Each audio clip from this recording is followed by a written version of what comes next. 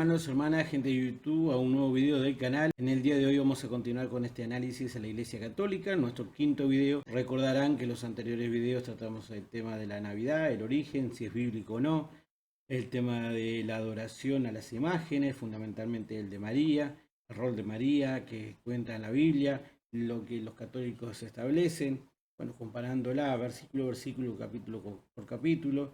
Vimos los orígenes del papado, vimos los orígenes mismos de la Iglesia Católica, bueno, analizando esa historia y esas doctrinas y costumbres que la gente entiende que son bíblicas, y bueno, y analizándola bajo la égida de la Biblia para ver si es o no es. En el día de hoy vamos a tocar dos temas muy interesantes, espero que les agrade los temas que vamos a tocar, quédense hasta el final porque tienen muy buena enseñanza los versículos dispuestos en la última parte de este video. Gracias por estar ahí. Quiero agradecer a los 100 suscriptores, 101 suscriptores que ya tiene el canal. Gracias, estamos creciendo, por suerte, y gracias a Dios. Dios bendiga lo que se va a decir en este video y todos los demás para que podamos crecer entre todos en el entendimiento y en la sabiduría y en el comprender que lo que Dios quiere para con nosotros es lo que está establecido en las Escrituras y no lo que la gente en general dice. Y si ven que este canal dice algo que en la escritura no está establecido, bueno, pueden comentarlo y vamos a charlar y hablar acerca del asunto. Así todos crecemos. Gracias por estar ahí. Como siempre digo, comencemos. El primer tema que vamos a tratar en el video es la transubstanciación. ¿Esto qué quiere decir? Bueno, la Iglesia Católica entiende que la transubstanciación, lo que se considera como la misa, cuando el sacerdote agarra el pan o la Eucaristía y el vino, ellos entienden que la sustancia que se encuentra en el pan y en el vino es la carne de Cristo y la sangre de Cristo. Establecen algo sagrado. Vamos a ver qué es la cena en esencia, qué es lo que Cristo estableció, qué es lo que dice la Biblia. Y bueno, vamos a comparar lo que dice la Iglesia Católica. El Catecismo de la Iglesia Católica enseña que en la Santa Misa se hace presente el mismo sacrificio del Calvario al celebrar el sacramento de la Eucaristía. En ella el sacerdote celebrante, que representa a Cristo, consagra el pan y el vino pronunciando una fórmula sacramental tipo mágica, palabra de la consagración para los latinos, epicelis para los orientales, que causa la transubstanciación, transformándolos en el cuerpo y la sangre de Cristo. En el año 1215, el Papa Inocencio III definió la transubstanciación, en el cual el sacerdote convierte el pan y el vino en el cuerpo y la sangre de Cristo como doctrina oficial. No fue en el siglo I, no fue en el siglo II ni en el siglo III. Fue en 1215 donde, por medio de un papa, estableció que, por palabras mágicas, el cuerpo y la sangre de Cristo se sustancian en la Eucaristía. En el año 1220, el Papa Honorato III decretó la adoración a la hostia, es decir, que adoran al pan. Otra vez el tema de la idolatría, ahora adoran a un pan. Esta doctrina no comenzó con la iglesia primitiva, sino que no fue hasta aproximadamente de 830 después de Cristo y aún débil y vagamente en que apareció tal creencia con la promulgación del Papa Inocencio III, que les acaba de mencionar los años. Y en el Concilio de Trento fue declarada artículo de fe en el año 1551. Esto demuestra que es una doctrina de hombres inventada muchos siglos después de la iglesia primitiva. Hay un video de un canal católico donde este hombre manifiesta que lo que es la transubstanciación y tratan de buscarle la vuelta para decir, es el cuerpo y es la sangre de Cristo, pero no es ahí científicamente, sino que por sustancia es, y te daban muchas vueltas para que vos entiendan que realmente lo que hacen los católicos es tener en sus manos la carne y la sangre de Jesús. En la Biblia, ¿dice que es así o no es así?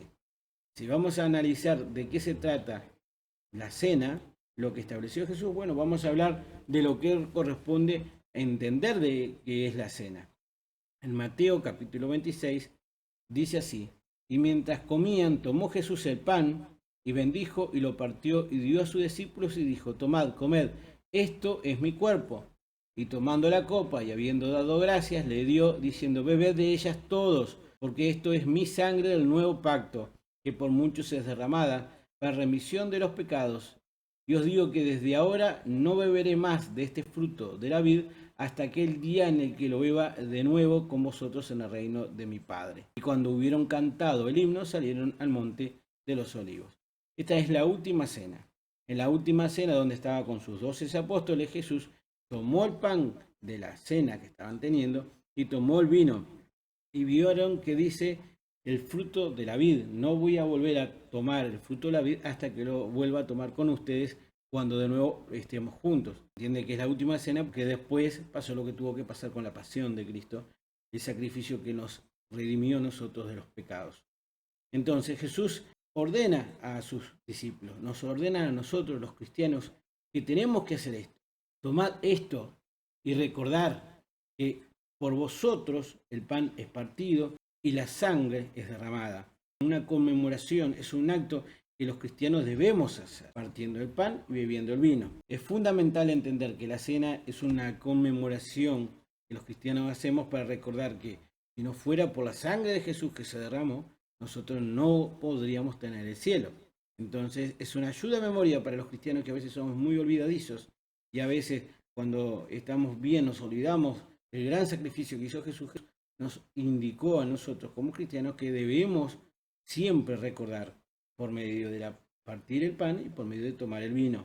Son actos por los cuales nosotros tenemos que recordarlo hasta que Él venga. ¿Y cuando Él va a venir? En la segunda venida, en el arrebato. En 1 Corintios, capítulo 11, versículo 6, Pablo nos dice, Él nos recuerda más bien la ausencia del Señor. Haced esto en memoria de mí, porque todas las veces que comimos este pan, vivieres estas copas, la muerte del Señor anunciamos hasta que Él venga. Entonces, no necesitamos recordar a un amigo que está con nosotros. Cuando Él dice, si tomamos el pan, haced esto en memoria de mí hasta que yo venga, estamos haciendo, no lo tenemos a Cristo, no tenemos el cuerpo de Cristo en nuestras manos. No está, si bien tenemos el Espíritu Santo presente, el Señor está con Dios en el cielo y está presente en todas las acciones que hacemos, en realidad de forma física Él todavía no está presente, está de forma espiritual y a través del Espíritu Santo lo tenemos en nuestro corazón. Pero como Él dice, haced esto en memoria de mí hasta que Él venga, por lo tanto tenemos que descartar que realmente está el cuerpo y la sangre de Cristo en nuestras manos, sino es un silogismo, una forma de identificar. En Hechos capítulo 2, por ejemplo, para que veamos que realmente era un acto de recordatorio y no algo sacrosanto como dicen los católicos, que hasta veneran el pan, y dice, todos los que habían creído estaban juntos, tenían en común todas las cosas, y vendían sus propiedades, sus bienes, y los repartían a todos según las necesidades de cada uno. La primera iglesia. Y perseverando unánimes cada día en el templo, y partiendo el pan en las casas, comían juntos con alegría y sencillez de corazón. Partiendo el pan, el tema de la cena, simplemente le decían, vamos a partir el pan, alabando a Dios, teniendo favores con todo el pueblo, y el Señor añadía cada día a la iglesia los que habían de ser salvos. Por ejemplo, en Hechos capítulo 20, versículo 7, nos habla que el domingo generalmente a veces se partía el pan. Si bien no está estipulado en la Biblia, tal día tienen que hacer la cena, sino que es un acto que se tiene que hacer en las iglesias para recordar la muerte y sacrificio de nuestro Señor Jesucristo. Dice, por ejemplo, en Hechos capítulo 20, un libro de la Biblia que se llama Hechos, ustedes ya saben muy bien, que dice, el primer día de la semana, reunidos los discípulos para partir el pan, Pablo les enseñaba, habiendo de salir al día siguiente, y alargó el discurso hasta la medianoche. Por ejemplo, uno de los sermones, una de las formas de que hablaba Pablo, que se alargó hasta la medianoche, precisamente el primer día de la semana ellos partían el pan, hacían el recordatorio del pan y la sangre. Entonces generalmente era algo que era importante hacer, pero no porque no lo tomemos con la solemnidad que los católicos hacen, porque no corresponde, porque en realidad lo más importante para nosotros es que Cristo vino, que tenemos que hacer la cena porque es algo que nos indicó el Señor, es un mandato directo. Si fuéramos militares sería una orden directa del general y tenemos que cumplirla como cristianos. Si somos cristianos arrepentidos, si somos cristianos que están llevando adelante este canal y saben que para ir al cielo tenemos que pedir perdón de nuestros pecados a Dios y agradecer que gracias a Jesucristo, reconocer por fe que Jesucristo con su muerte nos salvó de los pecados, somos salvos. Por lo tanto, nacimos de nuevo, somos nueva criatura y tenemos que dejar el lado oscuro de nuestras vidas para una vida repleta de luz. Y esa vida repleta de luz, o por lo menos tratar de intentarlo, por los mandamientos y la palabra de nuestro Señor Jesucristo, uno de los mandamientos, una de las directivas fundamentales es recordarlo, es hacer la cena, partir el pan y tomar el vino entre hermanos, en las congregaciones. Por eso exhorto, que hicimos hermanos y hermanas, a poder congregarse. Si tienen duda dónde, pueden mandarme mensaje y yo les voy a indicar dónde puede haber una iglesia cristiana alrededor. Si no, vayan ustedes y pídanle a Dios consejo y directivas para poder estar en una iglesia correcta. Fíjense que por los frutos vamos a conocer cuáles son las verdaderas iglesias. Así que tengamos cuidado donde vayamos, siempre tengamos adelante la cabeza de la iglesia, que es Jesucristo, y bueno, llevar adelante como cuerpo unido, que es la iglesia, el cuerpo de Cristo, la forma de actuar. Y una de las formas de actuar individual es cumpliendo la cena, y yendo los domingos, el primer día de la semana, o los días que tenga la congregación establecido, y hacer recordatorio del pan y del vino, porque es importante, porque así nos probamos a nosotros mismos como cristianos. Miren lo que Pablo le dijo a una iglesia que se llamaba Corintia, que ellos iban y celebraban la cena y se tomaban vino y se emborrachaban con el vino y hacían las cosas mal. Entonces Pablo tuvo que reprenderlos. De manera que cualquiera que comiera este pan o bebiere esta copa del Señor indignamente, entonces Pablo le dijo, hagan las cosas bien, porque si lo hacen mal, si lo hacen de forma incorrecta, es importante hacerlo con conciencia, con amor y respeto a Dios. Es una cuestión que tenemos que hacer, pero hacerla correcta, no de forma liberal, porque si la hacemos de forma indignamente, como dijo Pablo, serán culpados del cuerpo y de la sangre del Señor. Por tanto, pruébese cada uno a sí mismo, pruébese y coma a sí mismo el pan y beba la copa, porque el que come y bebe indignamente, sin discernir el cuerpo del Señor, discernir es sin entender lo que se está haciendo, juicio come y bebe para sí. Por lo cual hay muchos enfermos y debilitados entre vosotros, y muchos duermen. Si, pues, nos examinamos a nosotros mismos, no seríamos juzgados. Mas siendo juzgados, somos castigados por el Señor para que no seamos condenados con el mundo. Por lo tanto, es parte, como hijos de Dios que somos, y hermanos en la fe, y cristianos, que tenemos que cumplir con el mandamiento de la cena, congregarnos y discernir la carne y la sangre, tomarla, cumplirla, porque así como buenos cristianos estamos en estrecha comunión con nuestro Padre. Y si hacemos algo mal, bueno, Él enmendará eso mal que estamos haciendo de alguna forma, porque por algo somos hijos de Él. ¿Vieron lo que dice al final? Si pues nos examinamos a nosotros mismos, no seríamos juzgados, mas siendo juzgados somos castigados por el Señor para que no seamos condenados con el mundo. El mundo que no conoce la sangre y el cuerpo de Cristo, los que no se arrepienten de su pecado y no reconocen con fe esa salvación y no hacen esta cena, bueno, es bueno que lo hagan, porque si ellos no lo hacen van a ser condenados y nosotros estamos fuera de esa condena. Por eso es importante cumplir con la cena, queridísimos hermanos. Discernir, acá busqué la palabra discernir de ese capítulo, de ese versículo 29, y dice contender, entender figuradamente, discriminar, examinar lo que estamos haciendo. Así que hermanos y hermanas que están haciendo el tema de no entender de qué se trata la cena, bueno, les recomiendo los videos que yo hablé del tema de cómo es la iglesia. Hay una parte donde yo hablo de la cena, y bueno, que más o menos menciona esto. Lo que acá queremos buscarle la vuelta o tratar de hacer entender que no es que tengamos el cuerpo y la sangre en nuestras manos, como dicen los católicos, con la transubstanciación, sino que estamos recordando, porque estamos haciendo algo en memoria de Jesucristo, que fue quien nos salvó a nosotros. Como mismo el católico ese del video que les indiqué, decían que viene un científico y analiza el pan y analiza el vino a ver si realmente está la carne o una sangre, y va a decir que no. Bueno, por eso, porque los milagros de Dios, los milagros de Jesucristo son clarísimos. Cuando Él transforma algo, lo transforma realmente. Lo mismo pasó en las bodas de Caná, cuando transformó el agua en vino. Bueno, el agua ya no era más, el vino ya no era más agua, sino que era vino. No es que figuraba una cosa o una sustancia. Cuando lo tomó el maestro Salá, que es el maestro de ceremonia, y tomó el vino transformado en agua, dijo, pucha, nunca había probado un vino tan exquisito. ¿Mm? Entonces, hermanos y hermanas, las cosas son como son. Tenemos que hacer la cena, sí. Tenemos que probarnos a nosotros mismos para que no seamos condenados con el mundo, sí. Tenemos que hacer la cena correctamente, entendiendo de qué se trata, sí. ¿Cuándo? Bueno, cuando después de bautizados y entendamos que somos realmente cristianos, Cuando después de habernos arrepentido y reconocido el sacrificio de Jesús sabemos que somos hijos de Dios y hermanos en Cristo, nos congregamos en una iglesia y continuamos como cristianos como corresponde, para unirnos, para hacernos más fuertes, para que este cuerpo de Cristo sea cada vez más numeroso y podamos ser más lo que vayamos al cielo, que es lo que quiere Dios. Por eso Dios está tardando esto del fin del mundo, porque quiere que todos vengan a la salvación. Así lo establece la Biblia. Sin embargo, esto me da pie para decir el segundo tema del video. El segundo tema del video es que los católicos por mucho tiempo no quisieron que nosotros entendiéramos estas palabras. Por mucho tiempo ellos decían que la gente en general no podía tener una Biblia en la casa, no tenía por qué leerla, solo lo que ellos consideraban que tenían que tenerla. Para que no se sepa la verdad, es el segundo tema del video del canal. El tema de cómo ellos aún mataron gente que querían saber qué es lo que la Biblia decía.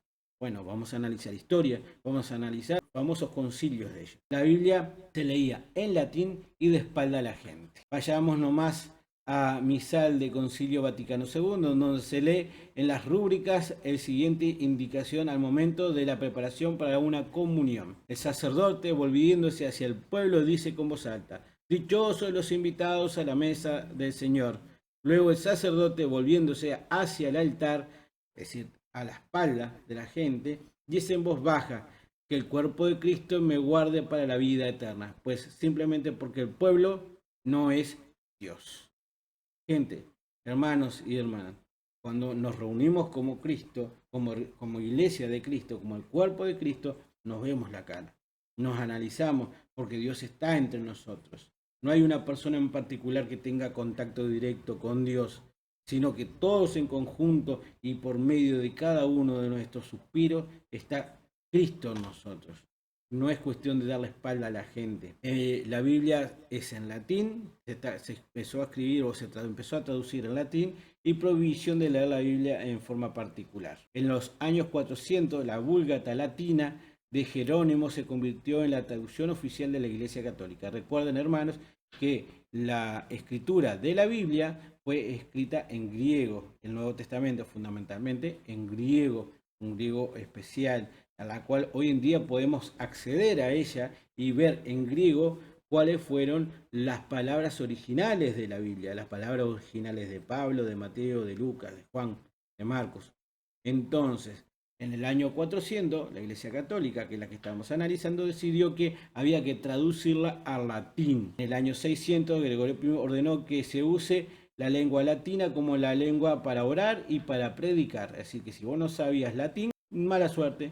Los que podían hablar y orar eran los sacerdotes católicos, que podían hacerlo en latín. En el año 1229, el Concilio de Valencia prohibió la Biblia de los laicos, la colocó entre los libros prohibidos. Es decir que si no era una Biblia católica en latín, era una Biblia laica. Era una Biblia prohibida y todo el mundo no podía tener esa Biblia. Oposición y contraoposición. El Concilio de Toulouse en 1229 fue un concilio de la Iglesia Católica convocado por Fulco de Marsella, el obispo de Toulouse, en el año 1229. El concilio prohibió a los laicos leer las traducciones vernáculas de la Biblia. Laico significa no pertenecer al clero, es decir, que las Biblias que no eran de los católicos estaba prohibida. El concilio fue convocado por el obispo local para hacer frente a la amenaza percibida del rápido crecimiento del movimiento albigerense en el sur de Francia en el siglo XIII.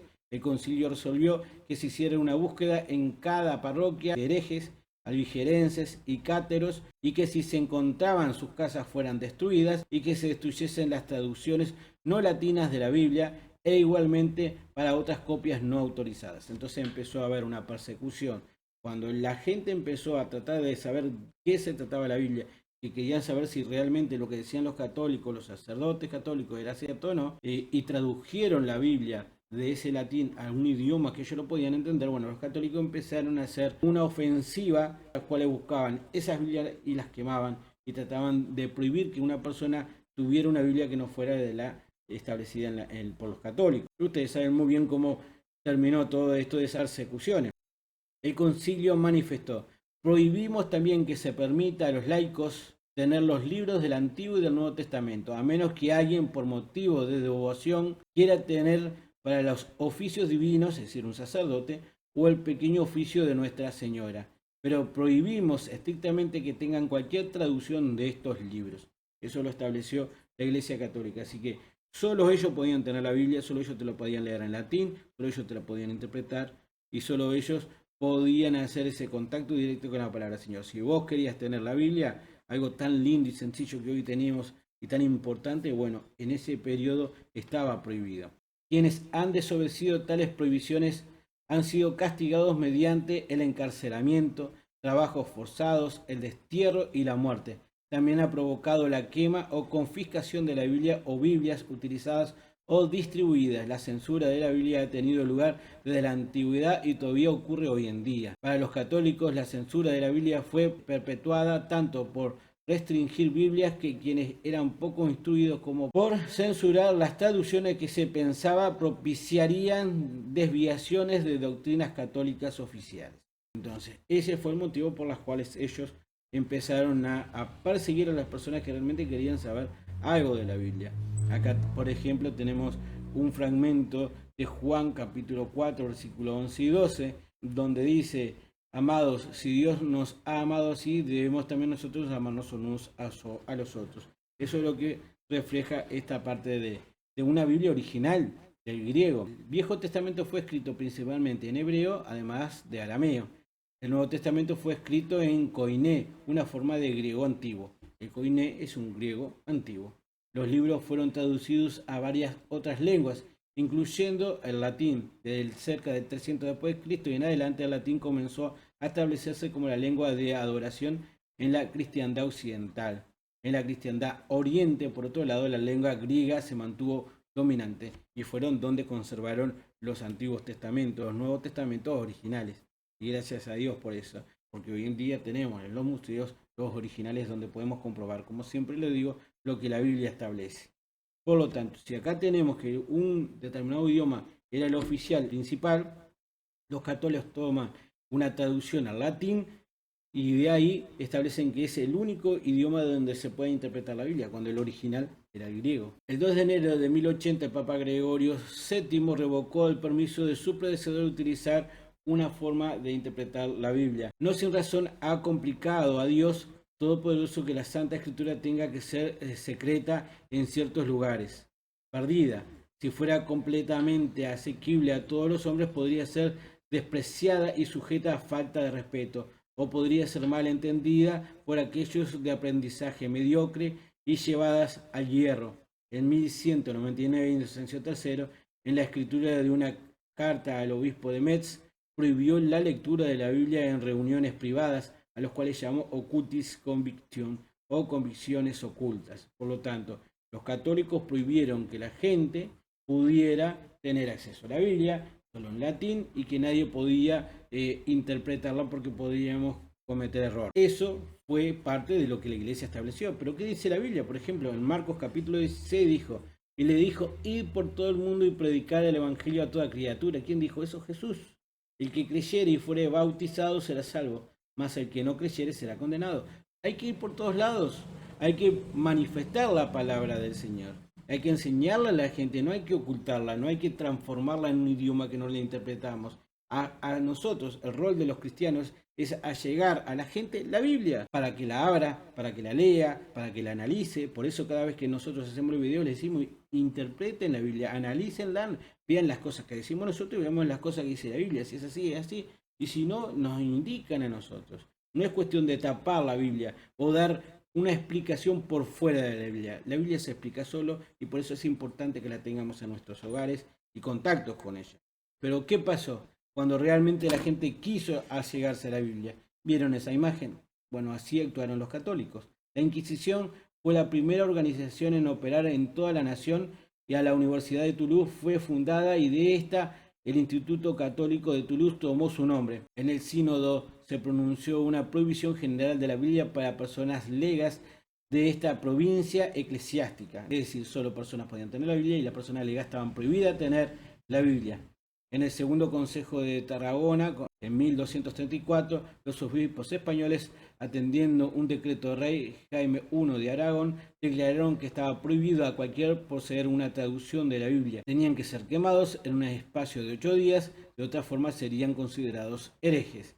En 1376, el Papa Gregorio XI ordenó que toda literatura que hablase de la Biblia tendría que estar bajo dirección eclesiástica de los católicos. John Wycliffe, de 1330 y 1384, empiezan a vislumbrarse una lucha, una pulseada para que la Biblia llegue a todo el mundo. Que no sea solo los católicos con su interpretación, mala interpretación, como hemos visto en estos 5 videos que estamos dando, que le enseñan a la gente, sino que la gente entienda por sí mismo lo que la Biblia dice y lleva a su conclusión por medio del Espíritu Santo, pidiéndole a Dios directiva.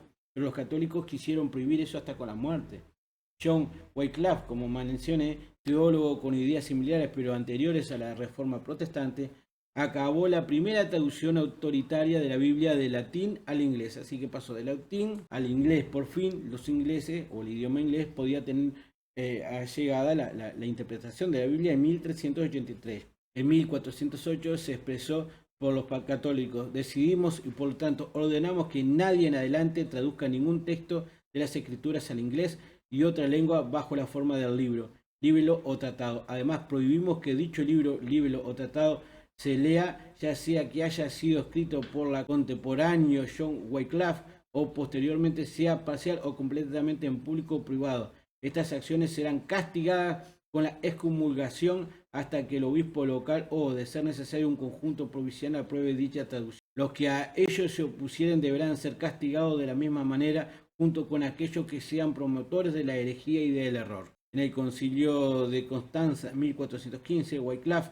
finalmente fue proclamado hereje y condenado como el desgraciado de condena memoria, si el precursor y discípulo del anticristo, que en armonía con su perversión inventó una nueva traducción de la escritura a su lengua madre. Sus ayudantes, Nicholas Hereford y John Purvey, fueron forzados a retractarse de sus enseñanzas y sus huesos, como los determinó el Consejo, fueron finalmente quemados en 1428. Aún así, su traducción de la Biblia y otras 200 manuscritos fueron preservados por sus seguidores y leídos por seguidores y han sobrevivido hasta el día de hoy.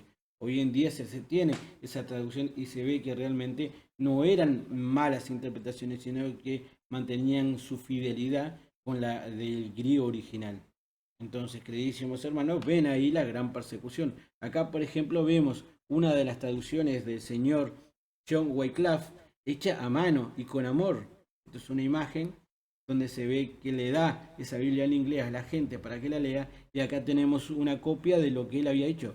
Parece con lapicera Bic azul y roja, ¿no? Pero esto fue a pluma pura y tinta.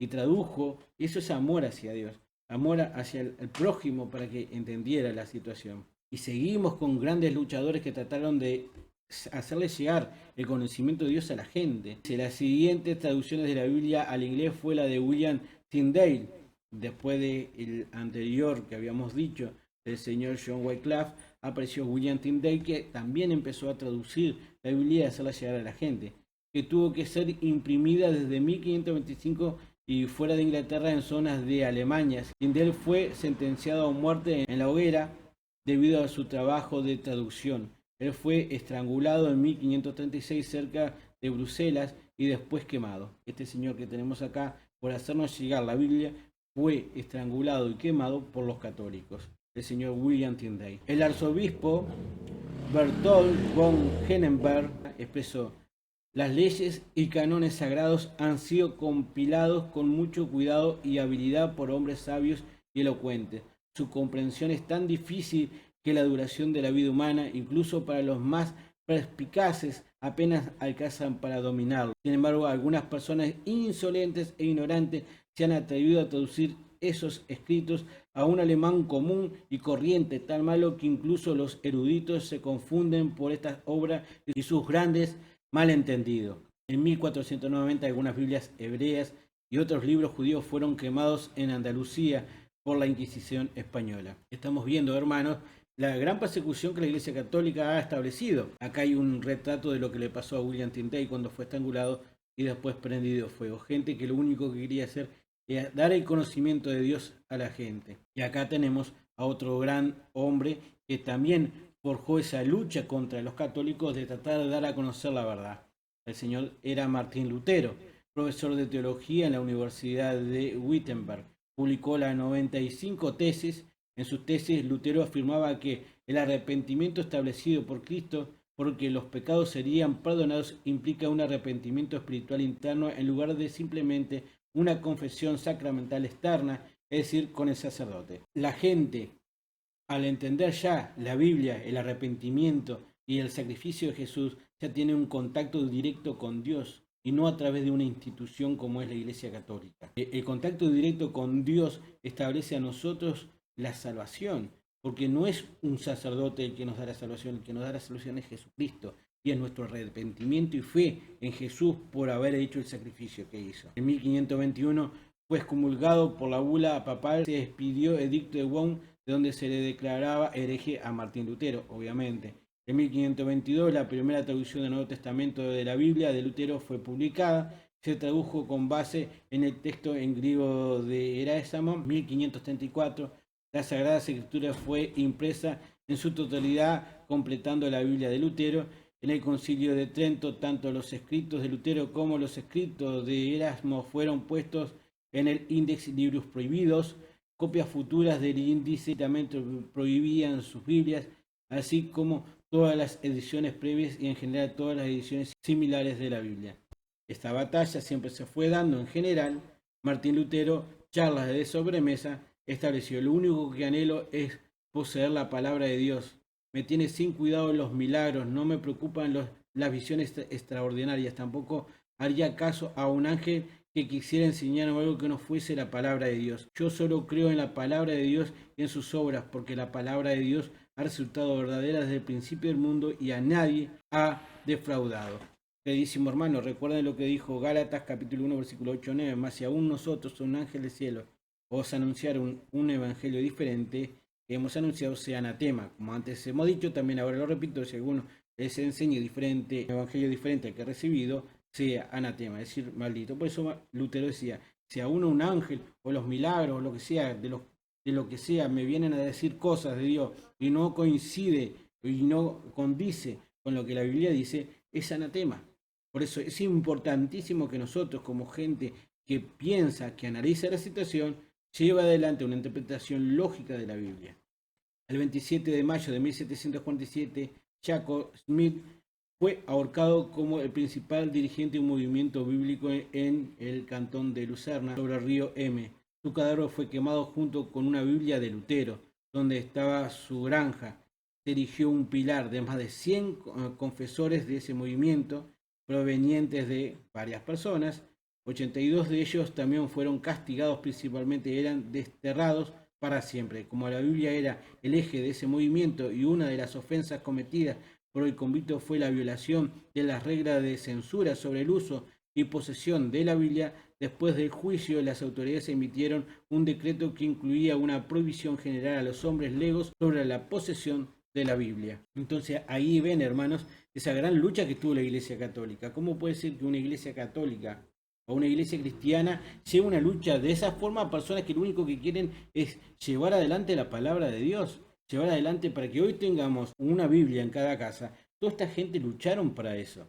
Así que tengamos un especial reconocimiento y honor a esos grandes luchadores y a Dios, que constantemente siempre ha dado adelante esta lucha para que la palabra de Dios quede. Es tan importante para nosotros que la sana doctrina sea publicada. Es tan importante que sea transmitida, sea enseñada, porque de la misma forma que pelearon contra ellos, nosotros tenemos que pelear para que la Biblia quede como es, con la enseñanza que Cristo establece que quede para con nosotros y para con la iglesia. Por eso, queridísimos hermanos, vamos a ver esto, para finalizar el video, un fragmento de alguien muy conocido de Jesús, que es Jacobo. Jacobo vendría a ser el medio hermano de Jesús, es uno de los hermanos de Jesús. Vamos a analizar esto de Jacobo, si bien hablando de malas interpretaciones y malos análisis de las Biblias, en el libro de Santiago, que se entiende que es Jacobo el que escribió ese libro, Santiago, ya de por sí en el griego original dice Jacob. Después puedo explicar por qué se le dicen Santiago. Simplemente fue por una mala interpretación, porque los católicos le decían San Jacob, porque Jacobo en realidad es Jacob. Entonces le decían San Jacob y de ahí viene San Jacob o San Santiago. Pero en definitiva es Jacobo, el hermano de Jesús, el medio hermano de Jesús, que convivió con él, que entendía las palabras de él y se lo ve como de alguna forma u otra con un espíritu también igual al de Jesús, muy parecido. Una de las cartas preferidas que yo tengo junto a que leo con mi hija, Milagros, que le mando un beso enorme si está viendo el video, es chiquita, me imagino que capaz que lo mirará cuando sea grande y capaz que recuerde estas palabras, pero con ella hemos leído y bromeamos con el nombre del autor de este libro. Pero miren lo que dice Jacobo en su libro. Jacobo expresa una cuestión de la cual tenemos que tener en claro todos, individualmente y como iglesia. ¿Cómo puede ser que la iglesia católica subestimó a la gente para que no tuviera la Biblia al punto de matarla? Subestimó como ignorante, diciéndole que eran personas que no tenían que tener conocimiento. ¿Hace discriminación la Biblia para que todos las interpretemos, sí o no? Esa es la palabra o base, esas son las palabras o el pensamiento base a esa idea. ¿Qué dice la Biblia al respecto? Y ahí vamos a lo que dice Jacobo, más allá de lo que dice Jesús, bienaventurados los pobres de espíritu, porque bienaventurados los humildes, o cuando habla de los ricos en general, cuando más fácil será que pase un camello por una aguja, por el ojo de una aguja, que un rico entre el reino de los cielos, porque no entiende el tema de oración total de Dios, sin discriminar a los ricos, obviamente, porque también tienen su entendimiento, si entienden el tema del arrepentimiento y la sangre, no es cuestión de discriminar por ese otro lado, pero fundamentalmente en el asunto de discriminar a los pobres, ¿no? ¿Qué es lo que dice la Biblia al respecto? ¿Qué es lo que dice Jacobo? Vamos a entenderlo. Miren lo que dice en capítulo 2 de Santiago. Hermanos míos, que vuestra fe en nuestro glorioso Señor Jesucristo sea sin acepción de personas. Por lo tanto, la palabra sea para todos y no hay que discriminar. Y mire qué severo es Jacobo. Porque si en vuestra congregación entra un hombre con anillo de oro y con ropa espléndida, y también entra un pobre con vestido andrajoso, y prestáis especial atención al que trae la ropa espléndida, y le decís, siéntate tú aquí en un buen lugar, y decís al pobre, éntrate tú allí en pie, o siéntate aquí abajo mi estrado, no hacéis distinciones entre vosotros mismos y venid a ser jueces con malos pensamientos. Por lo tanto, hermanos, acá la palabra es para todos, para el rico, para el pobre, y si hacemos divisiones para dar enseñanza, sea porque una persona es rica, sea porque una persona es pobre, estamos haciendo mal, estamos haciendo distinciones y eso a Dios no le gusta. Hermanos míos, amados, oíd, no ha elegido Dios a los pobres de este mundo para que sean ricos en fe y herederos del reino que ha prometido a los que le aman, pero vosotros habéis afrentado al pobre. Bueno, ¿no es también eso interpretar lo que hicieron los católicos, mandándolos matar, desestimándolo para que no tengan las palabras? ¿No os oprimen los ricos y no son ellos mismos los que os arrastran a los tribunales? Bueno, acá Jacobo ya dan a entender en tema una reprenda a los que hacían distinciones. En aquellos tiempos algunos de los ricos hacían esas actitudes. Yo diría, yo le puse acá en Uruguay hay un organismo sindical que se llama PCNT, yo le puse Jacobo, que estaba en el PCNT, por más jocosa obviamente, ¿no? Porque esas palabras son fuertes. Y para vos, si vos estás integrando un sindicato, mirá el gran amor que tiene para la gente luchadora y trabajadora, que tiene la Biblia, donde no hay distinciones de ricos pobres. No os oprimen los ricos y no son ellos mismos los que os arrastran a los tribunales. No blasfeman ellos el buen nombre que fue invocado sobre vosotros. Si en verdad cumplir la ley regia conforme a la Escritura, amarás a tu prójimo como a ti mismo, bien hacéis. Pero si hacéis acepción de personas, cometéis pecado y quedáis convertidos por la ley como transgresores. Porque cualquiera que guarda toda la ley pero ofende en un punto, se hace culpable de todo. Porque el que dijo no cometerás adulterio, también dijo no cometerás homicidio. Ahora bien, si no cometes adulterio pero cometes homicidio, ya te has hecho transgresor de la ley. Así hablad y así haced como los que habéis de ser juzgados por la ley de la libertad. Porque el juicio será sin misericordia para aquel que no haga misericordia, y la misericordia triunfa sobre el juicio. Por lo tanto, con misericordia, sin división de personas, tenemos que exponer la palabra de Dios con todo el mundo sin hacer distinciones. La Iglesia Católica hizo distinciones que llevó a la muerte de muchas personas, de las cuales, gracias a ellos y gracias a Dios, porque por medio de la continuidad, nosotros hoy en día tenemos la Biblia en nuestra casa. Aprovechémosla, leémosla y bueno, continuemos. Dentro de todo, en el día de hoy vimos dos elementos que hicieron los católicos. Una histórica, donde murió mucha gente por simplemente tener la Biblia y exponerla en su idioma, ¿verdad? Y por otro lado, el tema de la cena del Señor, que es la cena y bueno, lo que ellos entienden como la transustanciación, que no es tan así, sino que es un acto de memoria, de recuerdo, de que el cuerpo de Cristo fue partido por nosotros y nosotros partimos el pan recordándolo y tomamos el vino recordando que su sangre fue la que nos limpió del pecado. Es una orden directa del Señor, a los cuales les exhorto a todos mis queridísimos hermanos que se acerquen a una iglesia a hacerla y así sentirnos más unidos con el Señor. Y por dentro, obviamente, sentirnos con más paz. Es parte de los tesoros que Dios quiere que hagamos en la tierra. Además, obviamente, como dice Jacobo, sin hacer divisiones de personas. Por más rico o pobre que sean, la palabra es para todos. Y por más que vea una persona que sea humilde, no quiere que sea, no significa que sea ignorante de cerebro, sino que tiene el mismo cerebro que cada uno. Y la forma de hacerlo eso es llevándole la palabra, llamarlo a la congregación, pedirle en oración sabiduría a todos para que podamos ser uno y continuar como la iglesia que Dios quiere que seamos y que Cristo quiere que tengamos en la tierra. Gracias por estar ahí, hermanos. Gracias por ver este video. Gracias a los 100 suscriptores que tengo del canal. Los amo, los quiero. Sigamos perteneciendo en esta hermosa comunidad cristiana, porque Cristo va a venir, como manifesté en la cena, para hacer el arrebato. Y bueno, esperemos ese momento con paciencia. Oremos por las personas que están pasando mal. Acá en Uruguay hay una sequía bárbara, así que oremos para que empiece a llover de una vez por todas, porque lo necesita la naturaleza. Sabemos que estos son parte y señales que Dios estableció, así que estemos preparados para más sequías como esta, guerras, terremotos y algunas calamidades que otras, porque así Jesús lo estableció. Así que nosotros como cristianos pidamos en oración para que pase rápido el tema de estos y bueno, y que se cumpla su palabra y que venga Cristo pronto para poder así estar todos juntos en el cielo. Gracias por estar ahí. Saludos a la iglesia de Barros Blancos y a los hermanos allí presentes.